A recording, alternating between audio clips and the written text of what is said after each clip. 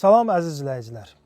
2026-cı ildən etibarən əmək və vergi sahəsində dəyişikliklər baş verdi və yeni qaydalar qüvvəyə mindi. Bu qaydalar işçinin hüququnu qorumaqla yanaşı işə götürənin də məsuliyyətini artırdı və eyni zamanda da sahibkarın xərcinin artmasına birbaşa təsir göstərdi. Sahibkarın sualı isə sadədir. Bu dəyişikliklər bazarı rahatladacaq, yoxsa daha da sıxacaq? Elə bugün perspektivdə qanunvericilikdəki yeniliklərin real bazar təsirini müzakirə edəcəyik. Və studiyamızın qonağı iqtisadçı, millət vəkili Vüqar Bayramovdur. Vüqar müəllim, xoş gəlmisiniz. Xoş gününüz olsun. Sahibkarlıq sahəsində aparılan yoxlamaların dayandırılması ilə bağlı bir qanunvericilik var idi və öncə bu 2025-ci ilə qədər, sonra da bir il yenə artırılmaqla 01 yanvar 2026-cı ilə qədər uzadılmışdır. Amma sonradakı proseslərdə anladıq ki, bu bitdi və 2026-cı ildə həm vergi məcəlləsində dəyişikliklər, həm əmək məcəlləsindəki dəyişikliklər. Bu dəyişikliklərin bazara real təsiri nə olacaq və bu sahibkarları çox düşündürür həqiqətən. Əvvəla yoxlamalarla bağlı təbii ki, nəzərə almaq lazımdır ki, həmin müddətdə əsas məqsəd bir tərəfdən sahibkarlarla dövlət qurumları arasında münasibətlərin daha da sivrilləşməsi, eyni zamanda elektronlaşmanın tətbiq edilməsi ilə bağlıdır. Biz əslində baxsaq yoxlamalar aspektindən səyyar yoxlamaların sayında kəskin azalmalar var. Yalnız son 7 ildə səyyar yoxlamaların sayı 6 dəfəyə yaxın azalıb. Və 2024-cü ildə səyyar yoxlamaların sayı təxminən 40%-ə yaxın azalmışdır və gözlənir ki, 2026-cı ildə səyyar yoxlamaların sayı kəskin azalacaq. Bu da birbaşa onunla bağlıdır ki, vergi məcəlləsində edilən dəyişikliklərə əsasən məhz 2026-cı ilin bu ayından etibarən, yəni yanvarın 1-dən etibarən Azərbaycanda üfüqi yoxlama mexanizmi tətbiq edilməyə başladı. Bu üfüqi monitorinq adlandırılır və təbii ki, sizin kanalın maarifləndirici kanal olduğuna görə bunu çox qısa olaraq əslində mahiyyətini də demək istərdim və əslində bu yoxlamalar baxımından və eyni zamanda sahibkarlarla vergi qurumları arasında münasibətlər baxımından yeni bir mərhələdir. Bunun özəlliyi ondan ibarətdir ki, 2026-cı ildə biz səyyar yoxlamaların sayının kəskin azalmasını müşahidə edəcəyik. Yəni artıq yeni mexanizm əsasən orta vergi müəssisələr üfüqi monitorinqə qoşula biləcəklər. Bu zaman həmin sahibkarlar öncədən risklərini vergi orqanlarına bəyan etmə imkanı qazanacaqlar. Yəni məsələn, əgər sahibkar tərəfindən onun riskləri öncədən vergi orqanına təqdim olunubsa, burada maliyyə riski ola bilər, burada eyni zamanda verginin hesablanması ilə bağlı olan risklər ola bilər. Çox fərqli risklərin təqdim olunmasından və öncədən elan olunmasından gedir. Və əgər sahibkarlıq subyekti, sahibkar həmin riskləri daha öncədən vergi orqanına təqdim edibsə, ya hansı bir fəaliyyətində risk görürsə, verginin ödənilməsində və ya hesablanmasında və ya hesabatın təqdim olunmasında bu riskləri öncədən vergi qurumuna təqdim edə bilər. Və burada artıq onlayn birbaşa əlaqə olacaq. Yəni, üfüqi olaraq əslində vergi qurumu ilə sahibkar arasında bu ilin yanvarı 1-dən etibarən məhz həmin mexanizm formalaşmağa başlayıb. Və bu bir tərəfdən təbii ki, birbaşa səyyar yoxlamaların sayını azaldacaq. Çünki siz qeyd etdiyiniz kimi sahibkarların əslində əsas narazılıqlarından biri ondan ibarət ola bilər ki, daha çox yoxlama. Daha çox yoxlama təbii ki, daha çox zamandır, daha çox xərcdir və heç bir halda sahibkar üçün yoxlama sayının artması arzu olunan deyil. Amma baxın, biz yoxlamaların sayının azalmasını ötən müddətdə kəskin şəkildə azalmasını müşahidə etdik. Amma halbuki siz qeyd etdiyiniz sahibkarların fəaliyyətinə müdaxilən, yersiz müdaxilənin aradan qaldırılması ilə bağlı Cənab Prezident tərəfindən məhz həmin sərəncam imzalanmışdı, həmin sənəd imzalanmışdı və sahibkarlıq subyektləri yoxlanması dayandırılmışdı. Amma vergi orqanlarının sahibkarlıq subyektləri yoxlama hüququ hər zaman saxlanıb. Amma biz nəyi müşahidə etmişik? Baxmayaraq ki, vergi orqanlarının sahibkarlıq fəaliyyətini yoxlama hüquqları heç zaman məhdudlaşmayıb. Çünki bütün hallarda vergi və xüsusən qeyri-neft sektorundan vergi daxil olmaları önəmlidir. Amma bütün bunlara rəğmən biz yoxlama sayının azalmasını müşahidə etmişik. Və kəskin azalmalardan əminəm ki, sahibkarlarımız da razılaşar ki, vergi qurumları tərəfindən yoxlama sayında kəskin azalmalar var. Və 2026-cı ildə artıq yeni çağrışlar və yeni mexanizmlər kontekstində artıq yoxlamalar, xeyli sayda yoxlamalar elektronlaşıb. Sahibkarların hətta müdaxilə olursa onunla bağlı təbii ki, şikayət etmək və onunla bağlı onlayn olaraq qısa zamanda uyğun dövlət qurumları məlumatlandırma imkanı var. Və üfüqi yoxlamanın da monitorinqin önəmli cəhətlərindən biri ondan ibarətdir ki, əgər sahibkar riskini öncədən elan edirsə və daha sonra vergi orqanı tərəfindən, məsələn, yenə deyirəm ki, burada vergi ödənişlərlə bağlı ola bilər, hesabatın hazırlanması ilə bağlı olur və s. Və sonradan vergi orqanı həmin sahibkarın fəaliyyətində o çatışmamazlığı müəyyənləşdirirsə, maliyyə sanksiyası yazılmayacaq. Yəni, bu əslində kifayət qədər vergi qurumları ilə sahibkarlıq subyektləri yumuşaq arasında bir yanaşmadır. Yəni, kifayət qədər yumuşaq yanaşmadır. Yəni prinsipi baxsaq, sahibkarın iki seçimi bu kontekstdə var. Bir, risklərini elan edir, digər halda risklərini elan etmir. Risklərini elan edəndə nə olur? Vergi qurumu həmin istiqamətdə hansı bir problem və ya yayınma tapırsa, o halda və ya qanun pozuntusu, qaydalar əməl edilməməsini müəyyənləşdirirsə, o halda sanksiya tətbiq olunmur. Amma ikinci halda, əgər sahibkarlıq subyektlər tərəfindən risklər öncədən bəyan edilməyibsə, amma vergi qurumu tərəfindən həmin istiqamətdə risklər və ya qanundan kənarlaşma müəyyənləşdiribsə, 25% maliyyə sanksiyası olacaq. Yəni, əsr bu, xüsusən də şəffaf işləyən və daha şəffaf işləmək istəyən sahibkarlar üçün bir seçimdir. Yəni, artıq şəffaf işləyən sahibkarlar təbii ki, şəffaf olduğuna görə və proses elektronlaşdığına görə riskləri görmə imkana malikdir. Və riskləri görmə imkana malik olduğuna görə daha öncədən onu bəyan edə bilir. Və daha öncədən bəyan etdiyi halda və vergi qurumu da həmin riskə uyğun qanun pozuntusu tapırsa, o halda heç bir sanksiya yazılmayacaq və maliyyə sanksiyası tətbiq olunmayacaq.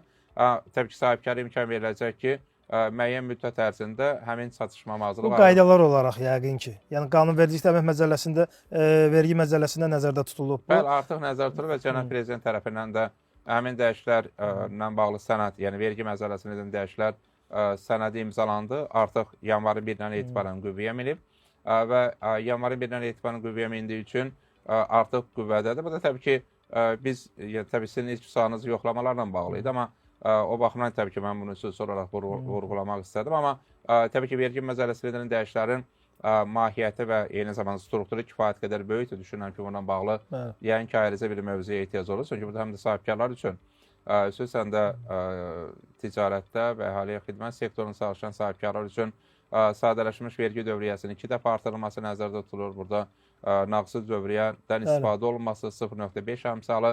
Yəni ki, bütün bunları ayrıca olaraq digər verilişdə izah etməyə ehtiyac olacaq. Çünki bütün anlarda vergi məcəlləsində edilən dəyişiklər eyni zamanda sahibkarlar üçün fundamental olaraq və xüsusən mikro sahibkarlar üçün vergi güzəştlərini nəzərdə tutulur və mikro sahibkarlar 2026-cı ilin yanvarın 1-dən etibarən məhz bu güzəştlərdən istifadə etmə imkanı qazanacaqlar. Sözsüz geniş bir dəyişiklər paketidir. Çünki bildiyiniz kimi 2026-cı ilin yanvarı 1 həm də fiziki şəxslərin gəlir vergisi müddətinin başa çatması ilə yadda qaldı, 7 illik müddət. Ona görə kifayət qədər geniş bir paketdir, amma ümumən təsdiq olunmuş paketin əsas istiqamətlərindən biri məhz sahibkarlarla vergi qurumları arasında münasibətlərin daha da elektronlaşması, daha da sivilləşməsi və qarşılıqlı etimadın formalaşmasıdır. Ümid edirik ki, bu özünü kifayət qədər doğruldacaq. Əmək məcəlləsindəki dəyişikliklər. Yəni bilirik ki, uzun müddətdir, istər əmək məcəlləsində və əmək müfəttişliyinin yoxlamaların aparılması ilə bağlı heç bir təsiri yox idi. Sahibkarları yenə də narahat edən məsələlərdən bu əmək məcəlləsində baş verən dəyişikliklər və onların yoxlama prosesinə başlaması məsələsi var. Bunu necə tənzimlənəcək? Bundan bağlı nə deyə bilərsiniz? Əmək məcəlləsində edilən dəyişikliklər birmənalı şəkildə işçilərin əmək hüquqlarının qorunması baxımından vacib dəyişikliklər idi. Çünki dəyişikliklərin böyük bir qismi beynəlxalq əmək təşkilatının tövsiyələridir və beynəlxalq əmək təşkilatı əmək hüquqlarının qorunması ilə bağlı mütəmadi olaraq həm Azərbaycan, həm digər ölkələrlə bağlı tövsiyələrini təqdim edir. Eyni zamanda qlobal tövsiyələri var və həmin tövsiyələrə uyğun olaraq da qanunvericiliyin, yəni hüquqi bazanın daha da təkmilləşdirilməsi həyata keçirilir. Və biz əslində bir sıra hallarda, xüsusən də özəl sektorda sahibkarlar, çox təəssüf ki, bəzi sahibkarlar tərəfindən, təbii ki, bu bütün sahibkarlarımıza aiddir, amma əmək hüquqlarının qorunması, əmək hüquqlarının pozulmasını, qorunmamasını müşahidə edirdik. Burada həm işçinin işlə bağlı əmək hüquqları var, işdən azad olunması ilə bağlı. Çünki bir sıralarda, yəni bildiyiniz kimi işçinin işdən azad olunması ilə bağlı işçi işdən azad olunurdu, amma hüquqlarını bərpa edilməsi istiqamətində çətinliklər vardı. Və əslində bizim də Milli Məclisdə müzakirə etdiyimiz, hətta Ombudsmanın hesabatında da qeyd olunduğu məqamlardan biri məhz işçilərin əmək hüquqları pozulan zaman ona müdaxilə etmə imkanlarının olmaması ilə bağlı idi. Düşünürəm ki, burada sahibkarlar üçün hər hansı bir ağırlıq yaranmayacaq. Əgər ümumiyyətlə şəffaf işləyən sahibkarlar üçün hər hansı, xüsusən də narahatçılığa gərək yoxdur. Narahatçılıq səmimi olaraq hər hansı bir narahatçılığa gərək yoxdur. Çünki şəffaf işləyən sahibkarlar təbii ki, əmək müqavilələri elektrondur və burada əmək müqaviləsi olmadan işçini işə cəlb etmirlər və ya işçinin əmək hüquqlarının qorunması istiqamətində bəlli bir institusional ən azı baza formalaşdırıblar. O baxımdan həmin sahibkarlar üçün təbii ki, hər hansı bir ağırlığın, hər hansı bir əlavə müdaxilənin olacağı gözlənilmir. Amma yenə də qeyd etmək istərdim ki, işçilərin əmək hüquqlarının qorunması çox vacibdir. Və burada əmək hüquqlarının qorunması baxımından təbii ki, əmək məcəlləsində dəyişikliklərdən biri də yalnız dövlət nəzarətinin deyil, həm də özəl sektorda həmkarlar ittifaqlarının formalaşmasıdır. Çünki bilirsiniz, işçinin əmək hüququnu yalnız dövlət qurumları qorumamalıdır. İşçinin əmək hüququnu həm də işçilərin özünün iştirak etdiyi və cəmləşdiyi həmkarlar ittifaqları qorumalıdır. Və yəni həmkarlar ittifaqlarının özəl sektorda bu kontekstdən çox aktiv olması vacibdir. Çünki həmkarlar ittifaqı birbaşa işçilərlə çalışır, əlaqədə olur, işləyir, məlumatları alır və inkişaf etmiş ölkələrdə gördüyünüz kimi həmkarlar ittifaqı məhz bu kontekstdən ən təsirli qurumdur. Dövlət qurumları müqayisədə belə əmək hüquqlarının qorunması kontekstindən və sahəsində kifayət qədər təsir imkanları var və yeni dəyişikliklərin həm də institusional bir mexanizm olaraq yanaşması ondan ibarətdir ki, əmək hüquqlarının qorunması və ya sahibkarlıq fəaliyyətinə əmək hüquqlarının qorunması aspektinə nəzarət yalnız dövlət qurumları tərəfindən aparılmasa. Eyni zamanda təbii ki, işçilərin özü, işçilərin cəmləşdiyi həmkarlar ittifaqı da bu kontekstdən aktiv olsun və məhz dəyişikliklərdən biri həmkarlar ittifaqının formalaşması ilə bağlıdır və həmkarlar ittifaqının özəl sektorda aktiv şəkildə və müstəqil həmkarlar qurumlarının yaranması və prosesə təsir imkanının artırılması. Amma bütövlükdə biz təbii ki, yoxlamalar aspektindən baxsaq, əmək və eləcə də vergi məcəlləsindən dəyişikliklərdə sahibkarlar üçün hər hansı bir əlavə və ya izafi yoxlama, hər hansı bir müdaxilənin nəzərdə tutulduğunu müşahidə etmir. Elə bir yanaşma yoxdur. Ona görə bizim sahibkarlar tərəfindən bu dəyişikliklərlə bağlı hər hansı bir narahatçılığa da düşünürəm ki, zəmin yoxdur. Çünki biz mütəmadi olaraq, mən eyni zamanda təbii ki, İqtisadi Siyasət, Sənaye və Sahibkarlıq Komitəsinin üzvü olaraq mütəmadi olaraq biz iş adamları ilə görüşürük, müzakirələr aparırıq, müraciətlər edirlər, öz problemləri ilə bağlı və ya öz çətinliklər və çağırışlarla bağlı və mən səmimi qeyd edim ki, onların müraciətlərində, məsələn, vergi qurumları tərəfindən və ya hansı dövlət qurumu tərəfindən müdaxilə ilə bağlı demək olar ki, hər hansı bir narahatçılıq olmur. Ayrıca fərqli narahatçılıqlar var, məsələn, maliyyə restoran çıxış imkanları ilə bağlı və s.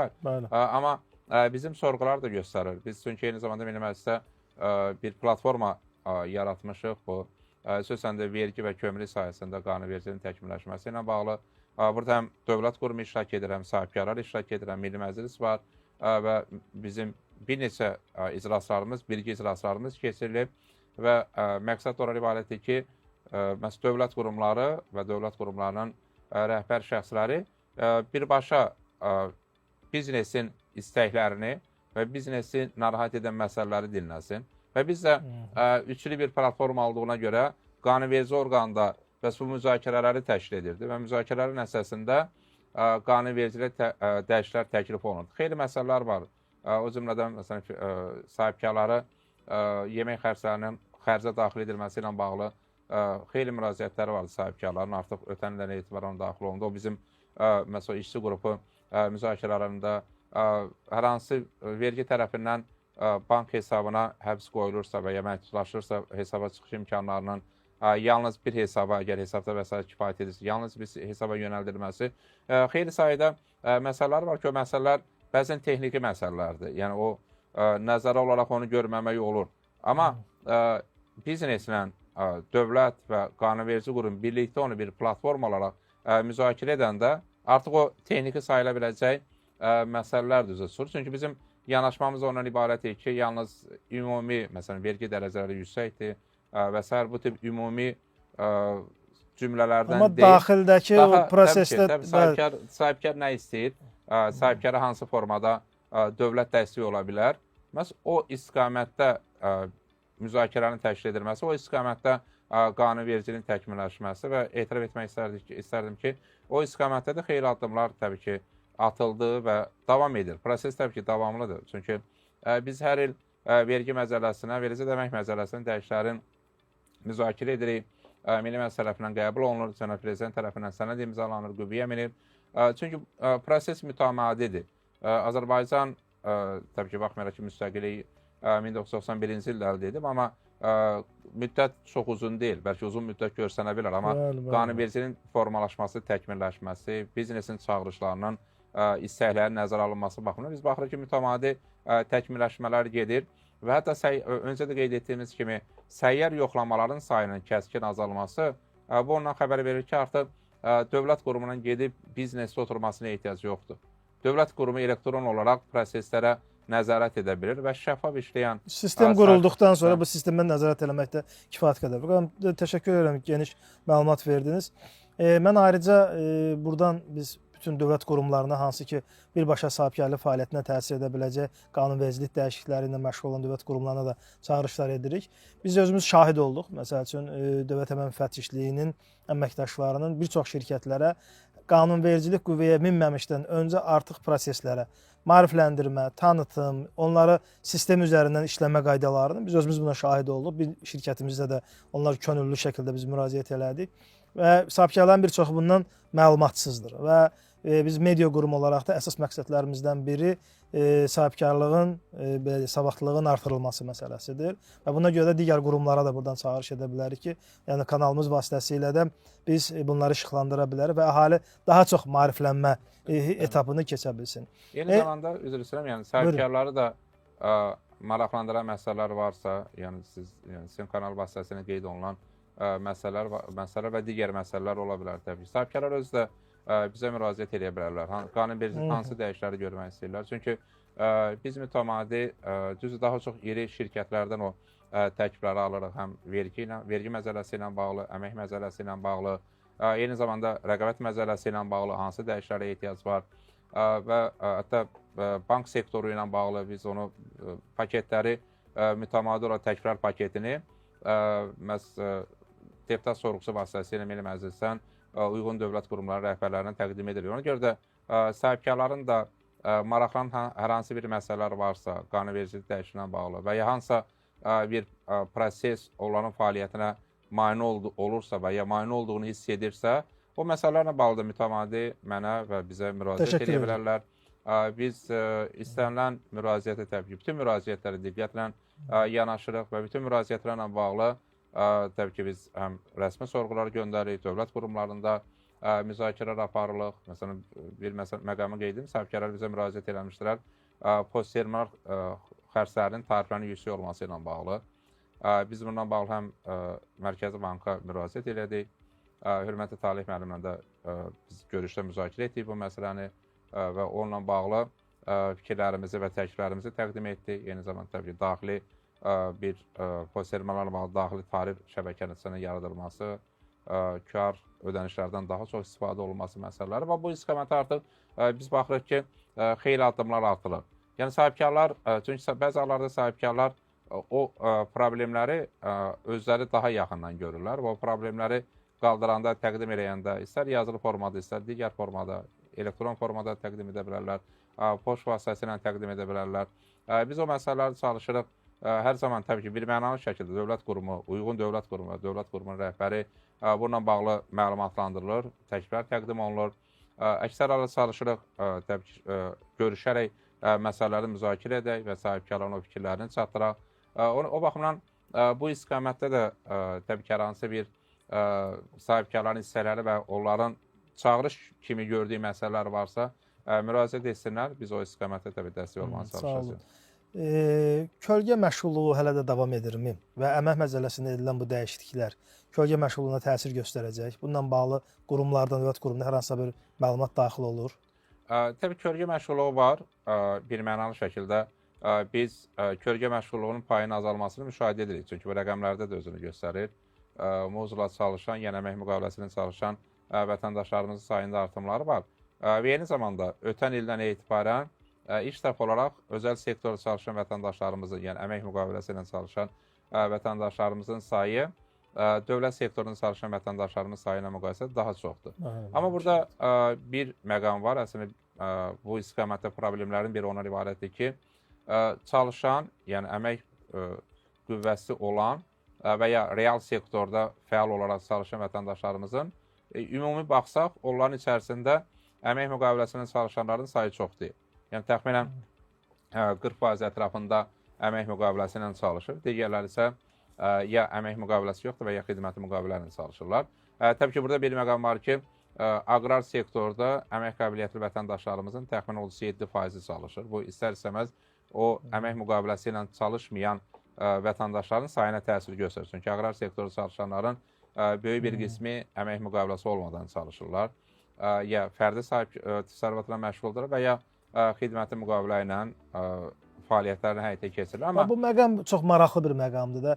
Gələcəkdə bunların pensiya yaşına çatdıqda əmək müqaviləsi ilə çalışmayan, rəsmi iş yerləri olmayan şəxslərin bu pensiya yaşına çatdıqda bunların pensiya hüququ necə tənzimlənəcək? Məsələn, pensiya kapitalı təbii ki, vacib məqamdır. Ona görə biz hətta yəni real sektorda çalışan, o cümlədən kənd sərvətində çalışan həmişə vətəndaşlarımıza müraciət edirik ki, hətta əmək müqaviləsi olmasaydı belə, xidməti müqavilə ilə çalışıb, məsələn, iş stajına nail olmağa ehtiyacı. Bildiyiniz kimi, qanunvericiliyə əsasən ya minimum pensiya kapitalı yığılmalıdır, minimum pensiya kapitalı minimum pensiyanın 144 mislidir. Bu pensiya kapitalı mütəmadi dəyişir. Niyə dəyişir? Çünki minimum pensiya artanda, yəni minimum pensiya 320 manatdır. Onu 144-ə vuranda artıq başqa rəqəm alınır.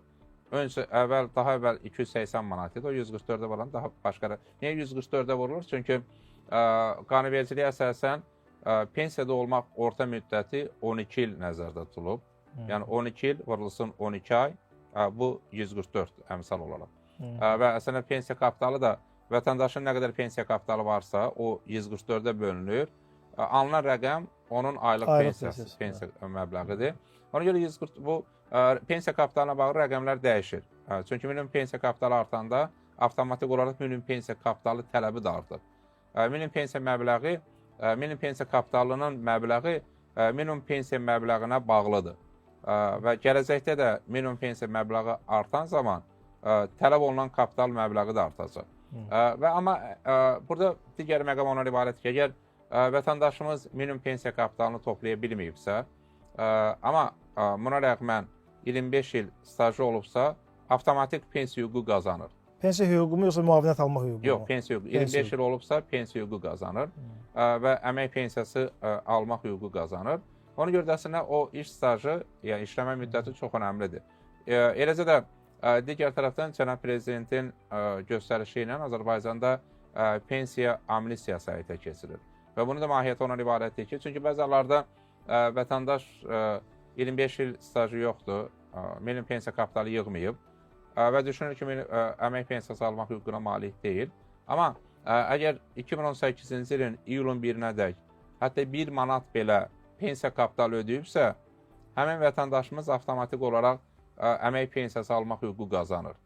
Yəni, hətta 1 manat ödənilibsə və bizim həmin pensiya hüququ qazanan vətəndaşımızın və ya pensiya yaşı tam olan vətəndaşımızın 2018-ci ilin iyulun 1-nədək pensiya hesabında 1 manat varsa, o kifayət edir ki, əmək pensiyası hüququ qazansın. Çünki əmək pensiyası hüququ qazanmayanda avtomatik yaşa görə müavinət təyin olunur.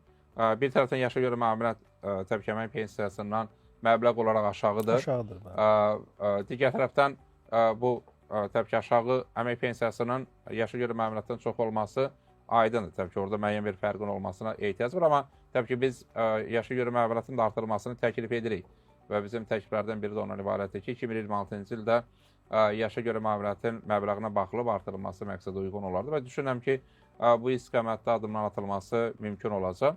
Sadəcə, digər məqam nəyə görə əmək pensiyası hüququna ehtiyac var? Çünki əmək pensiyaları hər il indeksləşdirilir.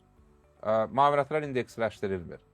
Və pensiyanın müavinətdən əsas fərqi ondan ibarətdir ki, pensiya indeksləşdirilir, amma biz müavinətlərin indeksləşdirmədiyi üçün həmin məbləğlər fiksdir. Və fiks olduğuna görə bu yalnız sərəncamlarla artırılır. Amma əmək pensiyaları sərəncamlarla yanaşı həm də əmək pensiyaları haqqında qanunla artırılır. Çünki indeksləşdirilir. Və indeksləşdirmədə də istifadə olunan meyar əvvəlki ildə orta aylıq əməkdəki artım faizidir. Yəni bu ilin kontekstinə yanaşsa, 2025-ci ildə orta aylıq əmək haqqı nə qədər artıbsa, həmin faizə uyğun olaraq da əmək pensiyaları artırılır. Və məqsəd ondan ibarətdir ki, işləyən vətəndaşımızın gəlir nə qədər artıbsa, əmək haqqısı nə qədər artıbsa. Pensiyalan vətəndaşımız da məhz həmin faizdə gəlir artımları və ya pensiya məbləğləri artımları olsun və təbii ki, gözlənti ondan ibarətdir ki, 2026-cı ildə pensiya məbləğləri 9,2% artacaq. Çünki hələlik 2025-ci ilin orta aylıq əməkdəki artım faizi rəsmi olaraq elan olunmayıb. Çünki bildiyiniz kimi o rəqəmlərin göstəricilərin alınması və işlənməsi müəyyən zaman tələb edir, amma təxminən 9,2% artımın olacağı gözlənir və gözlənir ki, Cənab Prezident tərəfindən fevralın ilk 10 günlüyündə məhz buna bağlı sənəd imzalanacaq və pensiyalar artırılacaq. Və pensiyalar artımı da yanvar ayına da şamil olunacaq. Yanvar ayının artımları fevral ayının artımları birlikdə vətəndaşlarımızın... Bu da tam olaraq mövzumuzun bir hissəsi olmasa, amma əhalini də maraqlandıran bir məsələlərdən biridir. Mən sual verdim. Yaşa görə müavinət və eyni zamanda pensiya hüququ ilə bağlı toxundunuz. Ona görə vətəndaşlarımız üçün maraqlı olduğuna görə bu məqamı toxundunuz və əmək pensiyalarındakı indeksləşdirmə təxminən 1.100.000 vətəndaşımıza əhatə edir və bütün növ əmək pensiyalarına şamil edir. Yaşa görə əmək pensiyası alan, 50-yə görə əmək pensiyası alan, ailə başçısını itirməyə görə əmək pensiyası alan. Bildiyiniz kimi, əmək pensiyasının 3 növü var və hər 3 növünə şamil edilir. Yəni, sizin sualınız və qeydləriniz kontekstindən demək istədiyim ondan ibarətdir ki, əmək pensiya hüququ qazanmaq təbii ki, tamamilə doğru qeyd edirsiniz, daha yaxşıdır. Və əgər işçi əmək müqaviləsi ilə çalışırsa və ya çalışdığı sektorda, hətta xidməti müqavilə ilə çalışırsa və önünə uyğun olaraq ödəniş edirsə, o işçinin gələcəkdə əmək pensiyası hüququ yaranır. Və əmək pensiyası hüququ yaranması da o anlama gəlir ki, onun pensiyası faizdən asılı olmayaraq neçə faiz artacaq. Çünki o birbaşa əvvəlki ildə orta aylıq əməkdəki artım faizinə uyğundur. Amma hər il artırılacaq.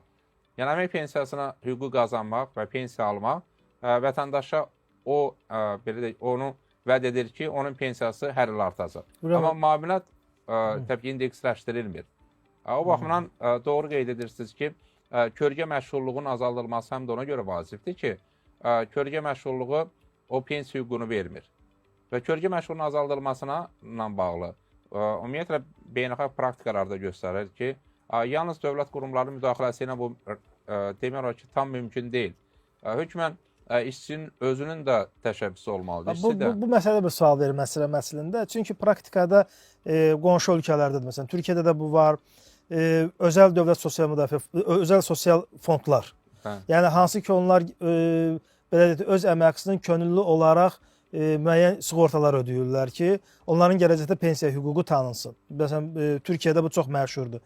Adam heç vaxt rəsmi olaraq əmək müqaviləsi ilə və ya rəsmi olaraq heç bir iş yeri olmur, amma müxtəlif əldə etdiyi gəlirdən dövlətin müəyyən büdcəsinə və ya da fonduna müəyyən bir vəsait ödəyir və onun bir belə deyək də, gələcəyini sığortalanmış olur, gələcəkdə pensiya hüququ. Bu aqrar sığortaya toxunduğumuz məsələdə də gələcəkdə əhalinin ən çox belə deyək, pensiyadan narazılı qalan kəsim olaraq qalır. Çünki heç vaxt nə rəsmi müqavilə ilə işləmir, nə dövlətə 1 manat vəsait ödənmir, amma gələcəkdə dövlətdən bir gözləntisi olur.